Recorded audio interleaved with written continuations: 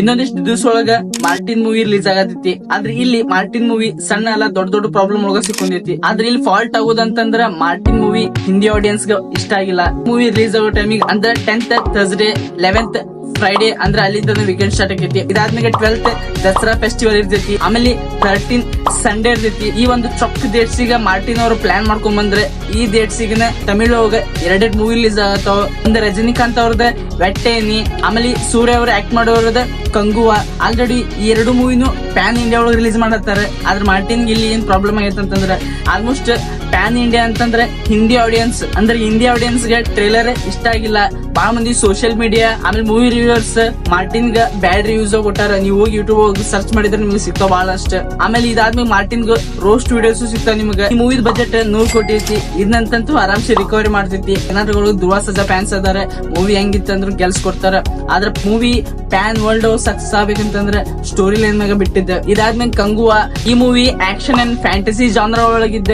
Movie budget 300 350 ಕೋಟಿ ಹಾಕ್ ಮಾಡ್ಯಾರ. ಈ ಮೂವಿದೊಂದು ಟ್ರೇಲರ್ ಯೂಟ್ಯೂಬ್ ಒಳಗೆ ಅಪ್ಲೋಡ್ ಆದ್ಮೇಲೆ ಎಲ್ಲರೂ ಒಂದು ಚಲೋ ರಿವ್ಯೂ ಕೊಟ್ಟಾರ. ಆಮೇಲೆ ಮೂವಿದ ಒಂದು ಟ್ರೇಲರ್ ಎಲ್ಲರೂ ನೋಡಿದ್ಮ್ಯಾಗ ಒಂದ್ ಎಕ್ಸ್ಪೆಕ್ಟೇಷನ್ ಬಾಳ ಮಂದಿ ಹೈಟಾರ. ಈ ಮೂವಿ ಒಳಗೆ ಸೂರ್ಯ ಆಸ್ ಅ ಮೇನ್ ಲೀಡ್ ಹೋಗದಾರ. ಆಮೇಲೆ ವಿಲನ್ ಒಳಗೂ ಬಾಬಿ ದೇವಲ್ನ ಕಾಸ್ಟ್ ಮಾಡ್ಯಾರ. ಆಮೇಲೆ ನೆಕ್ಸ್ಟ್ ದಿಶಾ ಪಟಾನಿ ಅವರು ಈ ಮೂವಿ ಒಳಗದಾರ. ಇದಾದ್ಮೇಲೆ ತಮಿಳ್ ಇಂಡಸ್ಟ್ರಿ ಲಿಂತಾನೆ ರಜನಿಕಾಂತ್ ಸ್ಟಾರರ್ ವೆಟ್ಟೆನ ಮೂವಿನೂ ರಿಲೀಸ್ ಆಗತೈತಿ. ಮೂವಿ ಬಜೆಟ್ 130 ಕೋಟಿ. ಈ ರಜನಿಕಾಂತ್ ಅಜ್ಜಾರ ಒಂದ್ ಅರ್ಧ ಬಜೆಟ್ ತೊಗೊಂಡಿರ್ತಾರೆ. ಮೂವಿ ಒಳಗೆ ಅಮಿತಾಬ್ ಬಚ್ಚನ್ಗೂ ಕಾಸ್ಟ್ ಮಾಡ್ಯಾರಂತೆ. ಅಂದ್ರೆ ಇಬ್ರು ಲೆಜೆಂಡ್ ಸ್ಟಾರ್ಸ್ ಒಂದ ಮೂವಿ ಒಳಗೆ ಸಿಗ್ತಾರ ನಿಮಗೆ. ಇದಾದ್ಮೇಲೆ ಫಹದ್ ಫಾಸಿಲ್ ಆಮೇಲೆ ರನಾ ದಗುಬಟ್ಟಿ ಅವ್ರನ್ನು ಕಾಸ್ಟ್ ಮಾಡ್ಯಾರಂತ. ಮೂವಿ ನಿಮಗೆ ಆಕ್ಷನ್ ಅಂಡ್ ಡ್ರಾಮಾ ಜಾನರ್ ಒಳಗೆ ಬರ್ತೈತಿ. ಈ ರಜನಿಕಾಂತ್ ಅಜ್ಜಾರ್ನ ಸಿಂಪಲ್ ತಿಳ್ಕೊಕ್ ಹೋಗ್ಬೇಡ್ರಿ. ಫಿಲ್ಮ್ ಇಂಡಸ್ಟ್ರಿ ಒಳಗ ಇನ್ನಾದ್ರೂ ಮೇನ್ ಲೀಡ್ ಒಳಗ ಒಂದು ಗತ್ತು ಮೇಂಟೈನ್ ಮಾಡ್ಯಾರ. ಇನ್ನಾದ್ರೂ ಇವ್ರ ಫ್ಯಾನ್ಸ್ ಇಂಡಿಯಾ ಒಳಗ ಜಗ್ ಅಂದ್ರೆ ಜಗ್ ಮಂದಿ ಸಿಗ್ತಾರ ನಿಮಗೆ.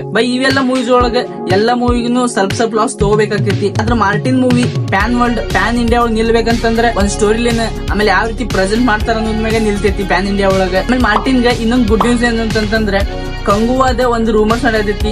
ಮೂವಿ ಪೋಸ್ಟ್ಪೋನ್ ಆಗೈತೆ ಅಂತಂದ್ರೆ ಇನ್ನು ಅಫಿಷಿಯಲ್ ಆಗಿ ಬಂದಿಲ್ಲ. ಕಂಗುವಾ ಅಕಸ್ಮಾತ್ ಏನ್ ಪೋಸ್ಟ್ಪೋನ್ ಅಂತಂದ್ರೆ ಮಾರ್ಟಿನ್ ಗೆ ಥಿಯೇಟರ್ ಒಳಗ ಸ್ಕ್ರೀನ್ ಸ್ವಲ್ಪ ಜಾಸ್ತಿ ಸಿಗೈತಿ. ಆಮೇಲೆ ಮೂವಿ ಸ್ವಲ್ಪ ಜಾಸ್ತಿನೂ ಕಲೆಕ್ಷನ್ ಮಾಡ್ತೈತಿ.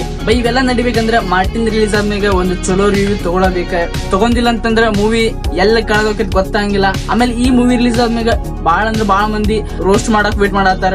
ಈ 3 ಮೂವಿ ಎಟ್ ಅ ಟೈಮ್ ಏನ್ ರಿಲೀಸ್ ಆಯ್ತಂತಂದ್ರೆ 3 ಮೂವಿಗೂ ಲಾಸ್ ಆಕೈತಿ. ಥಿಯೇಟರ್ ಒಳಗ ಸ್ಕ್ರೀನ್ಸ್ ಡಿವೈಡ್ ಆಗ್ತಾವ. 3 ಮೂವಿಗೂ ಲಾಸ್ ತಗೋಬೇಕಾಕೈತಿ. ನಂಗೆ ಅನ್ಸೋ ಮಟ್ಟಿಗೆ ಕಂಗುವಾ 90% ಚಾನ್ಸ್ ಐತಿ ಪೋಸ್ಟ್ಪೋನ್ ಆಕೈತಿ. ಯಾಕಂದ್ರೆ 2 ಮೂವಿ ತಮಿಳ್ ಇಂಡಸ್ಟ್ರಿ ಇಂದ ಬರತೈತಿ. ಆದ್ರೆ ಇಲ್ಲಿ ಕಂಗುವಾದ ಬಜೆಟ್ 300 350 ಕೋಟಿ ಐತಿ.